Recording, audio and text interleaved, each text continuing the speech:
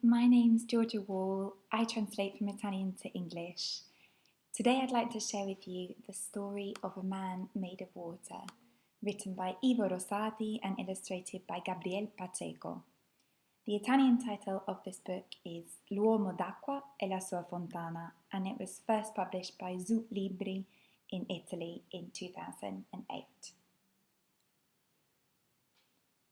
Someone had left the water running. The man who owned the house never came back. Who knows where he ended up? Maybe he went to Fiji. Maybe he went to find his fortune in Africa, where there are mines of blue gold, so they say.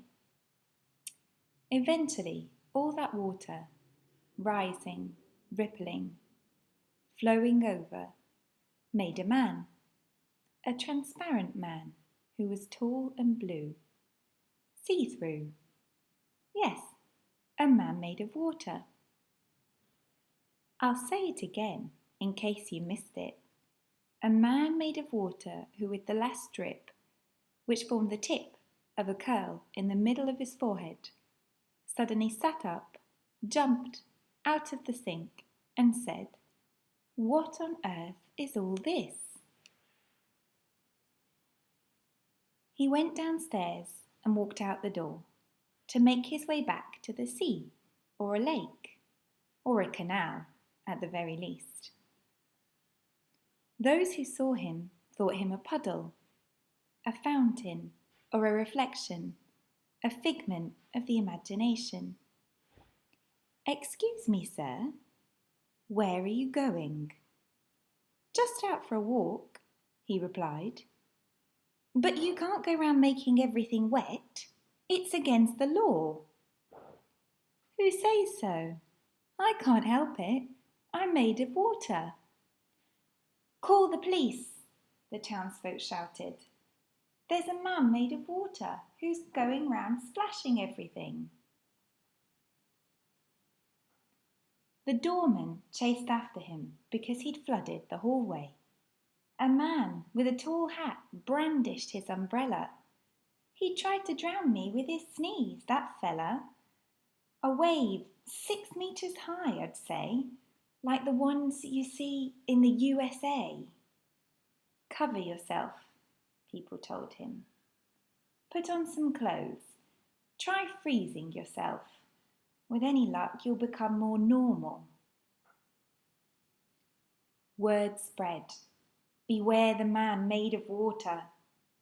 He, meanwhile, wandered the streets at night, silently shrinking into walls, stopping now and then to water the flowers.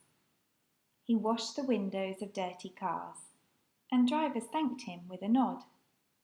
He let dogs lick him and filled up the bottles of night owls and thirsty folk. He stayed out the sun because it made his hands and feet evaporate. He was never thirsty and didn't need to sleep. He didn't even know what sleep was. And he didn't have to worry about peeing his pants or washing his feet. People pointed when they saw him. "There he is! There he is! Call the police! It's the man made of water! Grab a bucket! Get a plumber!" And he'd look for a stream, a puddle, a drain, dive in and disappear. When the water settled, so to speak, he'd get back on his feet, emerging slowly, dripping bits of waste and plastic, pebbles and chewing gum. Life's not easy when you're so different that people assume you're a scoundrel. He was like a glass flagon with fingers. He was like a bit of ocean in a plastic bag. They hunted him for weeks with barrels and pumps. When they saw him, they set off sirens, but he'd vanish, sometimes into a well, sometimes into a bottle of lemonade. That's the beginning of the story of The Man Made of Water by Ivo Rosati, with illustrations by Gabriel Pacheco. Thank you for listening.